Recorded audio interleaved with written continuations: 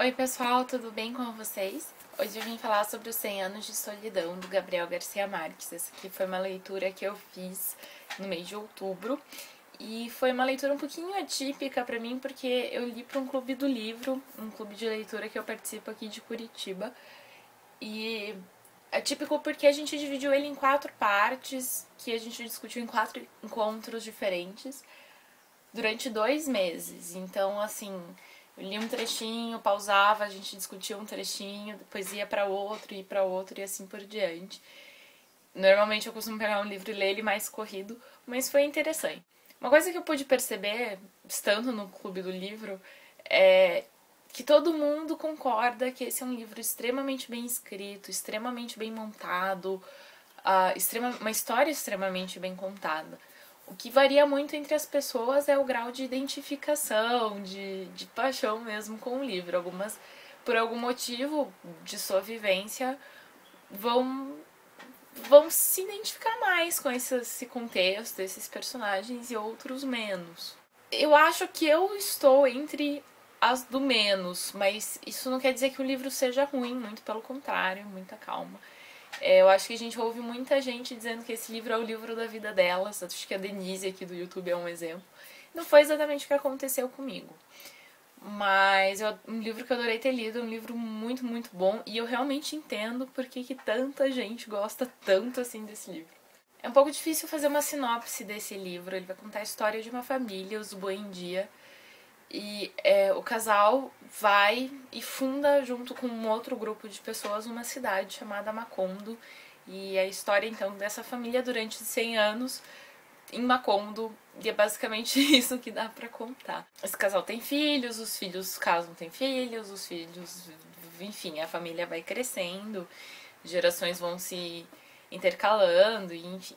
Bom, como o próprio nome já diz, isso não é um spoiler nem nada, são 100 anos de solidão. Então, de certa forma, a solidão vai estar presente na vida das diversas gerações dessa família. E de uma maneira ou de outra, as relações deles são sempre estranhas, enfim. Enfim, eu não vou mais contar a história porque é muito interessante descobrindo o que vai acontecendo com cada um desses personagens e enfim. Eu queria só comentar, tem uma árvore genealógica no começo dessa edição aqui. E se a sua edição não tem uma árvore, eu sei que dá pra encontrar na internet. A única coisa, assim, no começo eu tava usando ela bastante pra ler, porque tem, né, todas as gerações, os filhos, enfim. E depois eu fui abandonando. Na realidade, eu acho que os nomes se confundem, porque ele vai repetindo os nomes das gerações. Então os filhos têm os nomes dos pais, não sei o que é segundo e tal. E eu acho que isso é muito intencional. Eu acho que você se perder um pouquinho com quem exatamente está acontecendo tal coisa faz um pouco parte do que o autor está nos propondo. Isso acaba acontecendo com os personagens. Uma personagem mais velha chega lá no momento da história, ela confunde todos os fios, as pessoas, assim, não sabe quem mais está acontecendo com o quê. E eu acho que é um acúmulo de informação e uma situação meio cíclica de repetir alguns casos que são de propósito. Então, com o tempo, eu fui parando de usar um pouco essa árvore para realmente sentir isso que o autor propôs. Claro que isso é uma opção sua. Eu acho que numa segunda leitura eu ficaria mais atenta a esses personagens, a esses acontecimentos específicos, mas eu achei interessante esse me perder entre eles, assim. Eu acho que é uma proposta bem legal.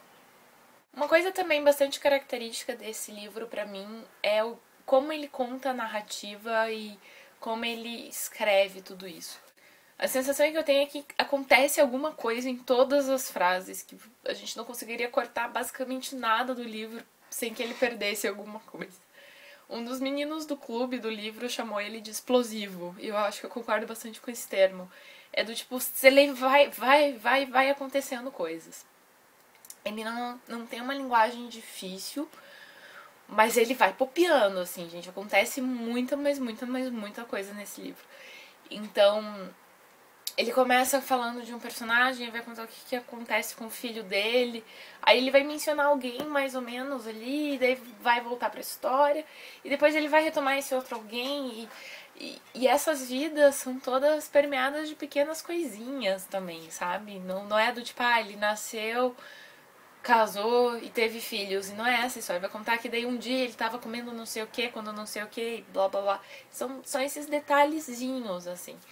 E ele constrói isso tudo como se todas as frases, assim, tudo tá acontecendo. Todas as palavras têm algum significado, todas as frases têm uma ação, assim. E no começo eu tava achando muito legal. Eu preciso dizer que foi me cansando mais pra frente. Esses tempos que eu dei eu achei legal, porque daí quando eu voltava eu já tava assim mais calma, mas de certa forma ele é um livro um pouco frenético, assim, de leitura, porque sempre tá acontecendo alguma coisa. Outra característica dele, ele é bastante cíclico, então os nomes se repetem, as características dos personagens se repetem, ele retoma muitas coisas que ele só mencionou lá atrás e você achou que ele nunca ia voltar naquele tema, ele vai lá e volta naquele tema. Então ele vai crescendo sempre. Bom, a gente discutiu lá no clube de leitura a questão do realismo fantástico, né? Muitos críticos, muitos estudiosos o colocaram num quadro de realismo fantástico. Muita gente do clube não concordava muito com isso. Eu pessoalmente não consegui me decidir muito ainda, acho que eu preciso ler mais sobre o gênero antes de saber exatamente. Mas a questão é que, assim, a história acontece nessa cidade chamada Macondo, que é uma cidade normal, uma aldeia normal, e tá tudo bem, mas acontecem pequenas coisas que são levemente fantásticas, que são um pouco surreais ou que são muito improváveis. Então é muito da questão de narrar. Não é um realismo fantástico no sentido de ter um dragão, né? Isso não tem nada desse tipo. Tem só algumas coisinhas leves. No fundo, é quase que poético mais do que fantástico.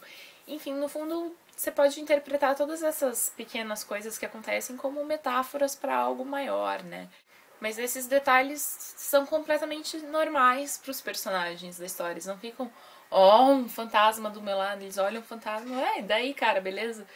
No fundo, isso é uma espécie de remorso, por exemplo, esse caso do fantasma. Um dos personagens matou uma outra pessoa e o fantasma dessa outra pessoa o visita, assim. E no fundo é o remorso dele, né? Não é algo absurdamente fantástico, não tem fantasmas em todos os cantos do livro, não tem. É essa situação específica. E são pequenas coisinhas, assim, que no fundo é difícil dizer se é tão fantástico assim ou não. Mas é um clima bem legal na história, como ele vai mostrando essas pequenas coisinhas como se fossem coisas completamente normais da vida. Bom, uma leitura do livro bastante conhecida e que a gente também discutiu lá no clube é como isso representaria a história da América Latina, né? Como você pode traçar diversos paralelos com a formação das cidades e o aumento das cidades e como que isso aconteceu e a entrada de estrangeiros, enfim.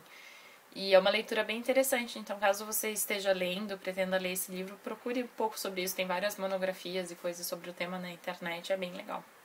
Bom, pessoal, eu queria falar brevemente também com vocês sobre esse quadrinho, o Gabo.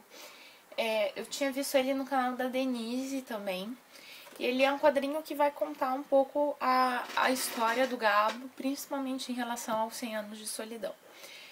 A história que eles contam aqui é muito legal. Assim, é uma história bem divertida de como que ele criou, como que ele teve a inspiração, enfim. Mas eu não gostei muito do quadrinho em si. Eu não gostei nem muito do desenho. E os diálogos, as falas, assim, também não me apaixonei muito. Existe um livro que o próprio Gabo escreveu, que é o Viver para Contar, em que ele conta muito dessas histórias e que serviu de base para esse quadrinho. Eu não li, mas eu fiquei com vontade de ler. E eu diria assim, se você vai ler 100 anos de solidão e quer ter uma informação sobre, né, essa escrita, enfim, esse aqui é um método mais rápido e não é de todo ruim. mas não é um super quadrinho. Daí você tem que ver, avaliar. Eu acho que se você já leu biografias ou as autobiografias do Gabo, isso aqui vai ser muito repetitivo. Então talvez não valha a pena. Aí eu acho que cabe a cada um também ver. Mas eu sei que teve gente que gostou, que o desenho não incomodou tanto, enfim. Então também vale a pena ir na livraria, dar uma olhada, ver o que você acha dele. Então, pessoal, essa aqui foi uma leitura legal pra mim. É um livro divertido, é um livro que me apresentou coisas e jeitos, enfim, que eu gostei bastante. Não é o livro da minha vida, não rolou aquela super identificação entre a gente, mas é um livro que eu indico. Eu acho que tem muita gente que vai gostar. Um livro bem interessante. É um livro que me surpreendeu. Eu esperava que ele fosse mais difícil, mais entroncado. E na realidade ele se mostrou pra mim muito mais leve do que essa sensação que eu tinha na minha cabeça antes. Não sei por que eu achei que era um livro tão difícil assim. E é isso, pessoal. Se você já leu, me conta se esse é o livro da sua vida ou não. Espero que vocês tenham gostado do vídeo e até logo. Tchau, tchau.